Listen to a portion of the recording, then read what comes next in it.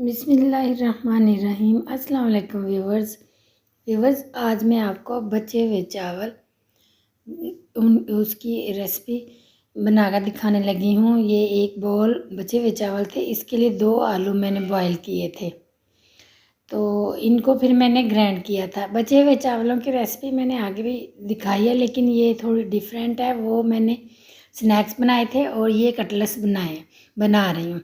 तो आलूओं को भी मैश कर लिया था, और ये हरी मिर्चें और टमाटर और प्याज ये काट कर और धनिया काट कर इसके अंदर डाला था।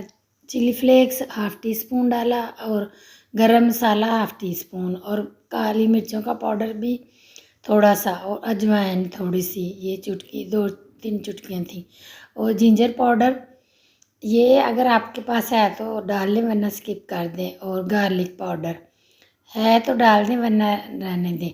तो ये साबुत ज़ीरा और नमक 1 टीस्पून, और साबुत ज़ीरा 1 टीस्पून, और धनिया का पाउडर 1 टीस्पून, और ये तिक्का मसाला का मैंने 1 टेबल स्पून डाला था। और इसमें मैदा डाला था 2 टेबल स्पून से छोटे स्पून थे, जो मिडल में होते हैं। 2 बेसन के स्पून डाले थे, लेकिन ये टेबल स्पून नहीं थे, उससे छोटा था। और सोया सॉस और चिली सॉस इसमें डाला था। तो इसमें फिर मैंने ये पेरी पेरी सॉस भी डाली थी थोड़ी सी, ताकि इसका एक्स्ट्रा टेस्ट आ जाए। आपके पास है तो डाल लें, वरना ना बेशक स्किप कर दें। फिर ये जो मिक्सचर है, इसको हाथों की मदद से मिक्स कर लें, ताकि नमक मिर्चें सारी चीज़ें जो है वो बैलेंस हो जाएं। तो फिर इनको ये कटलेट्स बना लें। हाथों को थोड़ा सा पानी लगा लें, चाहे कुकिंग ऑयल लगा कर, ताकि हाथों के साथ चिपके ना। फिर ये जो कटलेट्स हैं इनको फ्राई करना। तो ये रात के बचे हुए चावलों से जो ये एक अलग सी डिफरेंट सी रेसिपी है, आप लोग ज़रूर ट्राई कीजिएगा।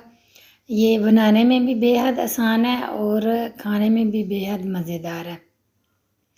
इसमें बेसन का थोड़ा सा टेस्ट मुझे आया था, लेकिन आप लोग चाहें तो बेशक बेसन ना डालें, खाली मैदा डाल लें। तो ये देखें, बहुत मज़े की ये कटलेट्स बनी थी।